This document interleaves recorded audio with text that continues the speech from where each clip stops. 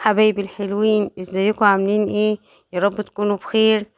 انا جايه لكم النهارده بفيديو على قد الايد واكل عظمه عشانكم يا احلى كتاكيت واحلى كل اللي بيتابعوني على قناه الطبخ للجميع.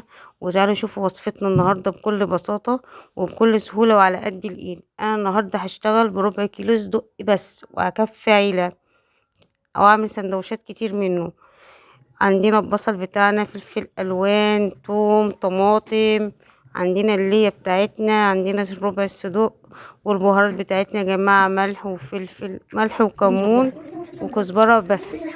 مش عايزين خالص البهارات الكتير علشان خاطر نحاول نمشي على اكل زمان اللي احنا كنا عارفينه خلاص وعارفين طعمه. بالزيت اهوت يا حبايبي. انا هنزل كمان بالدهنه بتاعتي الزيت او اللي حسب ما كل واحد احنا بنحاول نقلل المكان بتاعه بيقولها. اسعار الحاجه عاليه، وهشوحها فبنحاول وانزل نعمل كده اكل على قد بالصدوق الايد. اهوت.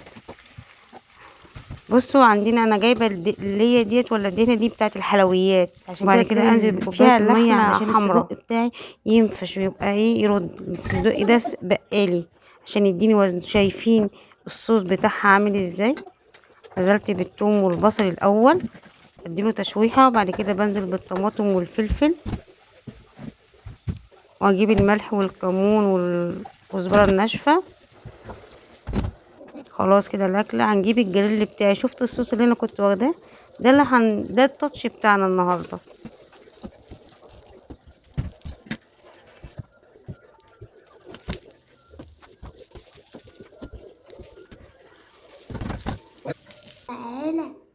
اتمنى لكم اكله جميله وفكره حلوه وبالف هنا، ويا ريت تعملوا لي اشتراك في القناه. وانا دلوقتي يا جماعه والله انا نفسي القناه تكبر بيكم عشان اقدم لكم كل جديد،